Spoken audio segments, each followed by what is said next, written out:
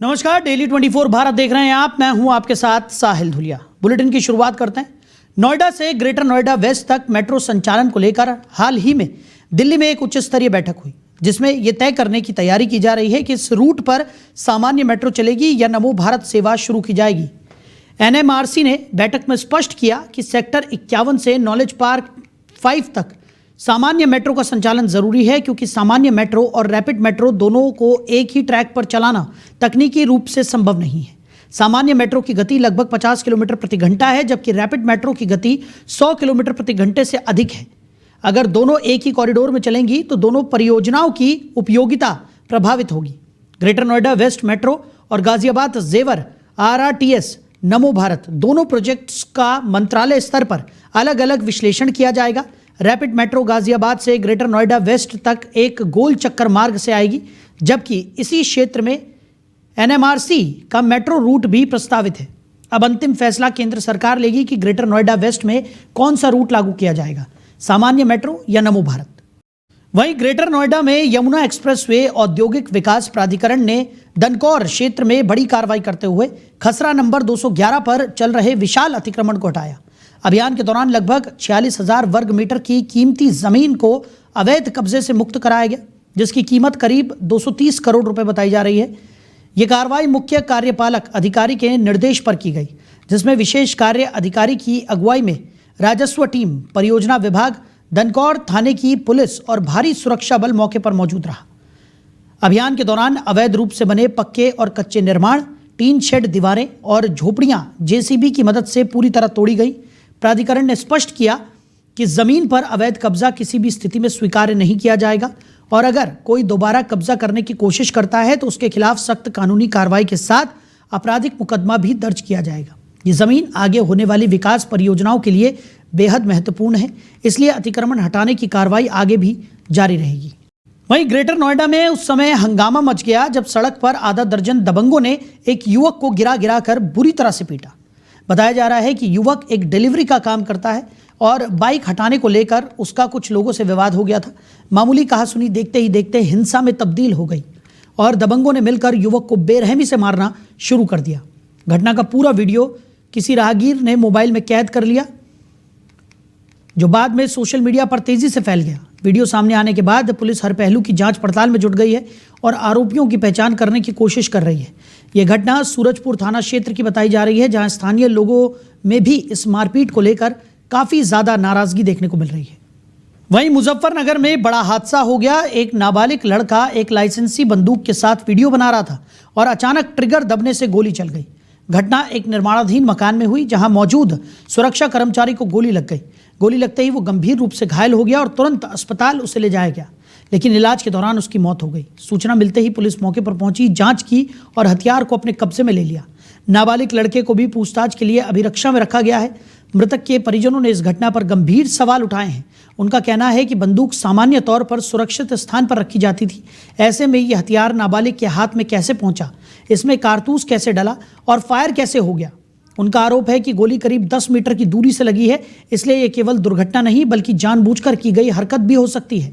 परिजन पूरे मामले की गहराई से जांच और दोषियों पर सख्त कार्रवाई की मांग कर रहे हैं। पुलिस का कहना है कि नाबालिग हथियार के साथ वीडियो बना रहा था और इसी दौरान अनजाने में गोली चल गई। पूरी घटना की जांच जारी है और आगे की कानूनी कार्रवाई की तैयारी की जा रही है। बीते शाम थाना नई मंडी के द्वारका सिटी में एक निर्माणाधीन मकान में नियुक्त प्राइवेट गार्ड जिसका नाम शुभम, जो बेड़ा थ्रू थाना भोपा का रहने वाला है, अपने एक साथी के साथ एक लाइसेंसी असलहे के साथ जब वीडियो बना रहा तो उसी समय एकाएक फायरिंग हो जाने से वो घायल हो गया, जिसकी उपचार के दौरान बेगराजपुर मेडिकल कॉलेज में मृत्यु हो गई। इस संबंध में घटनास्थल इंस्पेक्शन मेरे द्वारा नई मंडी पुलिस एवं फील्ड टीम द्वारा किया गया। पीड़ित पक्ष की तरफ से तहरीर प्राप्त करके सुसंगत धाराओं में अभियोग पंजीकृत कर लिया गया है। जिस नाबालिग युवक के हाथ से फायरिंग हुआ तो उससे पुलिस हिरासत में लेकर उससे पूछताछ कर रही है और उस असलहे को पुलिस ने अपने कब्जे में ले लिया है। समस्त प्रकरण में नई मंडी पुलिस टीम द्वारा अग्रिम विधि कार्रवाई की जा रही। पीड़ित पक्ष पुलिस के संपर्क में। बीते शाम थाना नई मंडी के वहीं मुजफ्फरनगर की सड़कों पर घना कोहरा छाया हुआ है, जिससे सुबह के समय वाहनों की रफ्तार काफी धीमी पड़ गई। चालक मजबूर होकर बहुत सावधानी से रेंगते हुए आगे बढ़ रहे हैं और कम दिखाई देने के कारण सभी ने अपने वाहनों की लाइटें जला रखी हैं। कोहरे की वजह से सड़कों पर लगभग जीरो विजिबिलिटी हुई, जिससे हादसों का खतरा भी बढ़ गया। सर्दियों के मौसम में ये इस साल का पहला घना कोहरा है, जिसने लोगों की दिनचर्या पर असर डाल दिया है। सड़क किनारे खड़े स्कूल जाने वाले बच्चे भी वैन का इंतजार करते दिखे, जो कोहरे के कारण देर से पहुंच रही थी। तो मुजफ्फरनगर में इस सर्दी का पहला कोहरा आज देखने को मिला। कोहरा इतना घना था कि विजिबिलिटी मानो बिल्कुल ही कम यहाँ पर नज़र आ रही थी और इसी के चलते लोगों को आवाजाही करने में खासा दिक्कतों का सामना भी करना पड़ रहा था। तो मुजफ्फरनगर में घने कोहरे ने सुबह का दृश्य बिल्कुल रात जैसा बना दिया, जिससे सड़क पर यातायात पूरी तरह से प्रभावित रहा। कोहरे की वजह से कई वाहन एक के बाद एक टकरा भी गए और कुछ वाहन गंभीर रूप से क्षतिग्रस्त हो गए। इस दुर्घटना में एक स्कूल की बस भी शामिल थी, लेकिन गनीमत रही कि किसी को गंभीर चोट नहीं आई। चालक मामूली चोटों के साथ सुरक्षित तरीके से वाहनों से बाहर निकल गए। घटना की जानकारी मिलते ही पुलिस मौके पर पहुंची और राहगीरों की मदद से टूटे फूटे वाहनों को सड़क के किनारे कराकर हाईवे को फिर से सुचारू किया गया। यह हादसा जनपद मुजफ्फरनगर के थाना नई मंडी क्षेत्र के जानसाठ रोड पर हुआ है। तो घने कोहरे के चलते विजिबिलिटी बहुत कम हो गई थी, जिसके चलते कई वाहन क्षतिग्रस्त हुए हैं।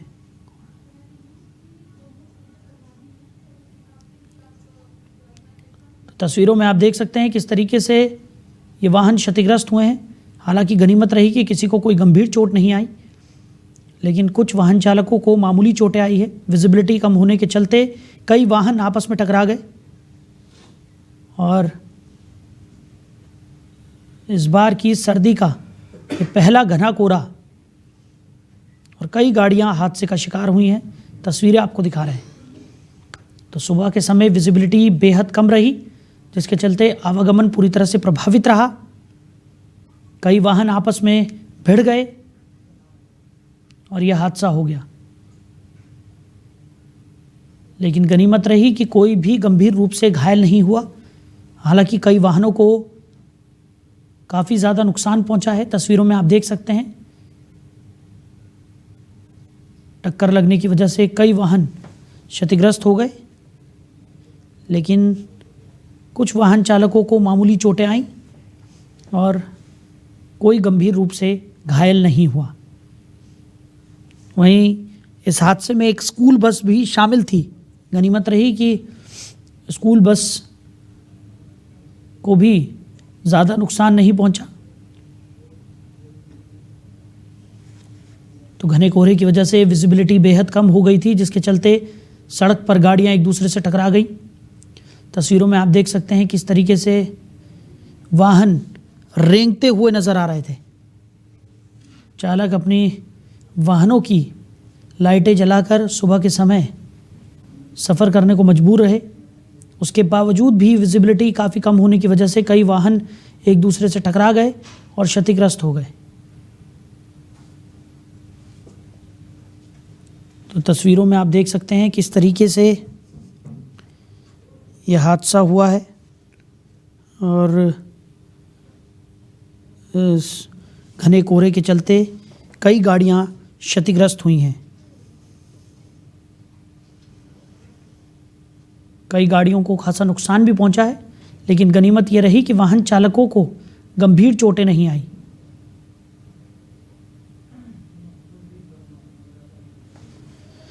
खबर पर ज़्यादा जानकारी के साथ हमारे सहयोगी कुलदीप हमारे साथ जुड़ गए हैं। कुलदीप, क्या कुछ निकलकर सामने आ रहा है? जीरो विजिबिलिटी के चलते कई वाहन आपस में भिड़ गए और बताया जा रहा है कि घने कोहरे के चलते खासा परेशानियों का सामना लोगों को आवागमन करने में हो रहा है और गनीमत रही कि किसी को चोट नहीं आई, लेकिन कई वाहन क्षतिग्रस्त बताए जा रहे हैं। क्या स्थिति है? कुलदीप, सुन पा रहे हैं? कुलदीप, मेरी आवाज़ आप तक पहुंच रही है? आवाज़ तो आई नहीं रही। तो कुलदीप से यहाँ हमारा संपर्क नहीं हो पा रहा है, उनसे दोबारा जुड़ने की हम कोशिश करेंगे। मुजफ्फरनगर में घने कोहरे के चलते ये बड़ा हादसा हुआ है, कई गाड़ियाँ आपस में भिड़ गईं। हालांकि गनीमत रही कि किसी वाहन चालक को कोई गंभीर चोट यहाँ पर नहीं आई है, लेकिन आवागमन खासा प्रभावित हुआ है।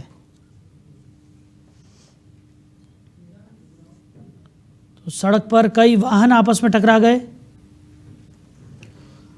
और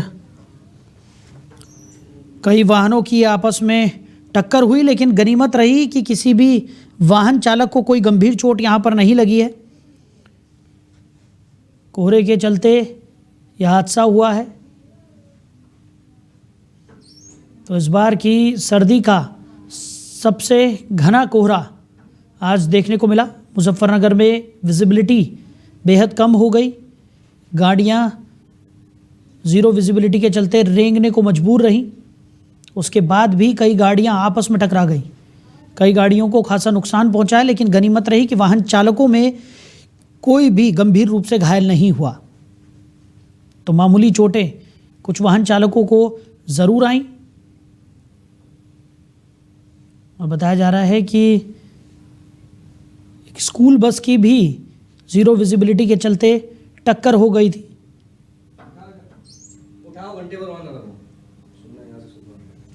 लेकिन घने कोहरे के चलते भी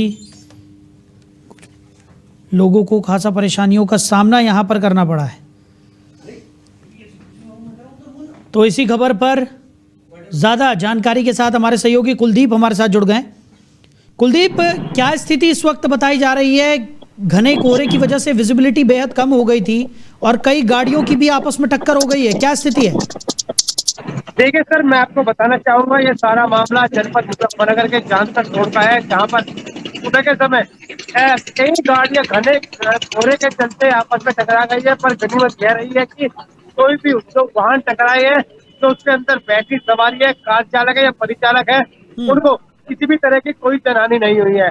वही बता दें कि इस सीजन की पहली इस बार कोहरा पड़ा है। उसके साथ साथ मैं आपको बताना चाहूंगा जो स्कूली बच्चे हैं, स्कूली बच्चे भी स्कूल में जाने के लिए इंतजार करते नजर आ रहे हैं। और आपको बताना चाहूंगा लगातार इस पहले कोहरे के चलते आज नई मंडी क्षेत्र के जानसठ रोड पर कई वाहन आपस में टकराए, जिसके चलते एक स्कूली बस भी है और कई गाड़ियां भी इसमें मौजूद है। जी बिल्कुल। और कुलदीप, जिस तरीके से गनीमत तो रही कि किसी वाहन चालक को कोई गंभीर चोट यहाँ पर नहीं आई है, लेकिन जिस तरीके की स्थिति बनी हुई है, गाड़ी चलाना बेहद रिस्की यहाँ पर नजर आ रहा है, क्योंकि सर्दी का पहला घना कोहरा ये था। और मौसम विभाग की तरफ से अगर बात की जाए तो लगातार ये कहा जा रहा है कि आने वाले दिनों में इसी तरह का घना कोहरा छाया रहने वाला है। देखिए सर, मैं आपको बताना चाहूंगा लगातार मौसम विभाग जो आज जो क्षेत्रीय स्थानीय लोग हैं उन्हें लगातार अलर्ट मोड पर करते नजर आ रहे हैं, जिसके चलते जो इस सीजन का जो पहला घना कोहरा है अब तक का जो पड़ रहा था, बताया जा रहा है कि पाला पड़ रहा था, जिससे जो आने वाली जो खेती है, जो गेहूं की खेती है, उसको भी उस पाले से काफी फायदा हो रहा था। वहीं उसके बाद मैं आपको बताना चाहूंगा अब इस सीजन का यानी पहली जो काफी दिनों से ठंड पड़ रही है, जो हल्की फुल्की ठंड पड़ रही है और पहला कोहरा शुरू हो चुका है। और पहले कोहरे में ही जो वाहन चालक है आपस में टकराए गए हैं और जो स्कूली छात्र व छात्राएं हैं वह घने कोहरे की वजह से जो स्कूली बस है, स्कूली वैन है, स्कूली गाड़ियां है, वह लेट उनके पास तक पहुंचती नजर आ रही है, जिसके चलते जो स्कूली छात्र छात्राएं हैं उन्हें भी स्कूल में जाने की काफी परेशानी हो रही है।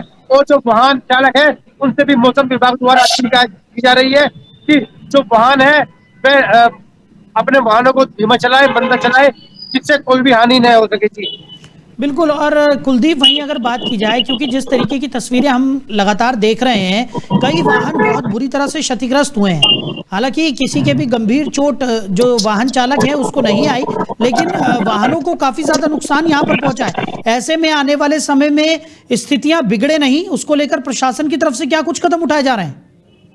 ठीक है सर, मैं आपको बताना चाहूंगा प्रशासन और यातायात विभाग फिलहाल अलर्ट मोड पर है और लगातार अलग अलग थाना तहसीलों में मीटिंग कर जो स्थानीय लोग हैं, सारे प्रशासन के लोग हैं, उनसे भी अपील करता नजर आ रहा है कि आने वाले समय में जो कोहरा है, घना कोहरा पड़ेगा और जो वाहन है वह वाहन धीमी गति से चलाए और अपने वाहनों पर रिफ्लेक्टर भी लगवाए, जिसके चलते जो हानि है, वाहन हानि है, जनहानि है, वह कम हो सके और जो वाहन चालक है वह अपने गंतव्य पर सही सलामत और सुरक्षित पहुंच सके। जी बिल्कुल। और कुलदीप, लगातार जिस तरीके की तस्वीरें आ रही है निकल कर, और साफ तौर पर मौसम विभाग की तरफ से भी यही कहा जा रहा है कि आने वाले समय में अब जो कोहरा है वो अपना असर यहाँ पर दिखाता हुआ नजर आएगा।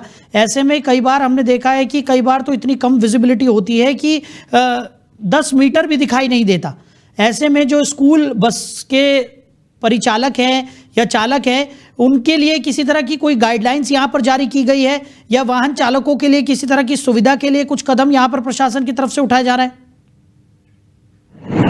देखिए सर, मैं आपको बताना चाहूंगा, इस मौसम की पहला कोहरा पड़ने के कारण जो विजिबिलिटी है वो कम हो चुकी है, जिसके चलते अभी तक जो स्थानीय प्रशासन है और यातायात विभाग है, प्रशासनिक अधिकारी है, परिवहन विभाग है, अभी तक किसी भी स्कूल चालकों के साथ मीटिंग नहीं दी है।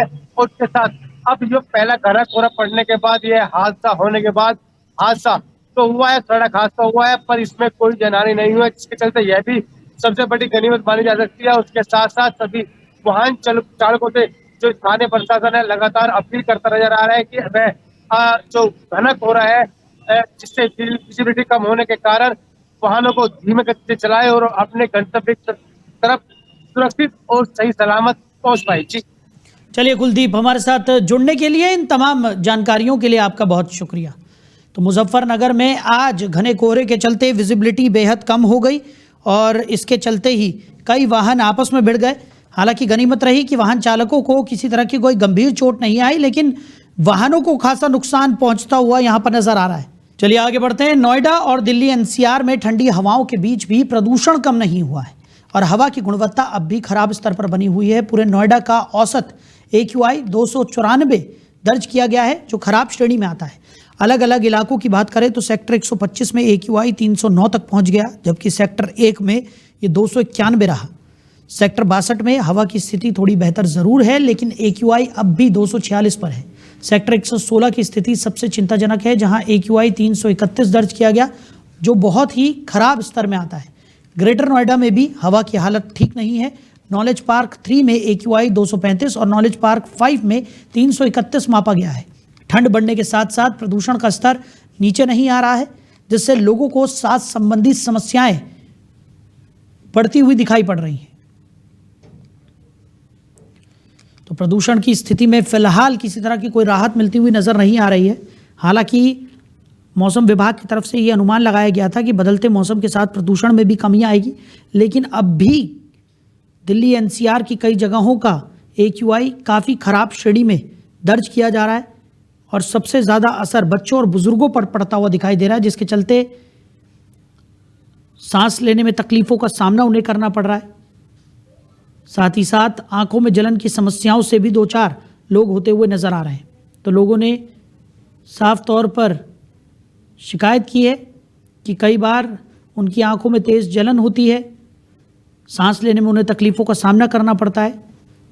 स्वास्थ्य विभाग की तरफ से भी जो आंकड़े निकलकर सामने आए हैं, उसमें सांस के मरीजों की संख्या बढ़ती हुई दिखाई पड़ रही है। यानी कहा जा सकता है कि दिल्ली NCR में अब भी प्रदूषण की मार लगातार पड़ रही है। वहीं नोएडा DND फ्लाईवे पर गुरुवार दोपहर सड़क की मरम्मत का काम फिर से किया जाएगा।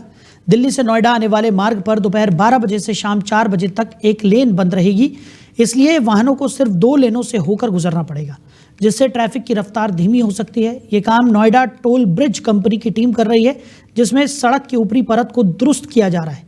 मरम्मत का ये काम नोएडा और ग्रेटर नोएडा की ओर नीचे उतरने वाले लूप हिस्से पर चल रहा है। Traffic DCP doctor Praveen Ranjan ने बताया कि मौके पर पुलिसकर्मी मौजूद रहेंगे ताकि लोगों को रास्ते में ज़्यादा दिक्कतें ना हो और वाहन सुचारू रूप से आगे बढ़ते रहें। तो DND फ्लाईवे पर गुरुवार को मरम्मत का कार्य देखने को मिला। दिल्ली नोएडा मार्ग की एक लेन दोपहर 12 बजे से 4 बजे तक बंद रहने वाली है। नोएडा ग्रेटर नोएडा लूप पर सड़क का जो काम है वो यहाँ पर देखने को मिलेगा। ट्रैफिक पुलिस की तरफ से भी तमाम प्रयास यहाँ पर रहेंगे कि जाम की स्थिति ना बने और 12 से 4 बजे तक दिल्ली नोएडा हाईवे की जो एक लेन है उसको बंद यहाँ पर रखा जाएगा। तो ट्रैफिक पुलिस की तैनाती से वाहन चालकों को राहत मिलने की उम्मीद जताई जा रही है। DND फ्लाईवे पर ये मरम्मत का कार्य आज 12 से 4 बजे तक चलता हुआ दिखाई पड़ेगा।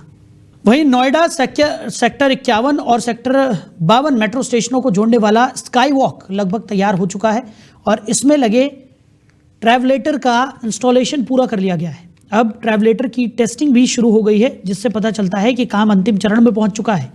स्काई वॉक को सीधे NMRC सेक्टर 51 मेट्रो स्टेशन से जोड़ने का एक छोटा हिस्सा अभी अधूरा है, जिसके लिए नोएडा प्राधिकरण ने NMRC से नई ड्राइंग मांगी है।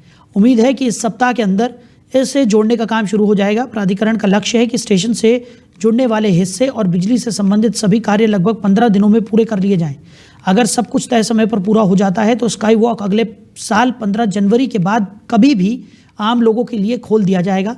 अनुमान है कि शेष सभी तकनीकी और फिटिंग से जुड़े काम अगले महीने में पूरी तरह से खत्म हो जाएंगे।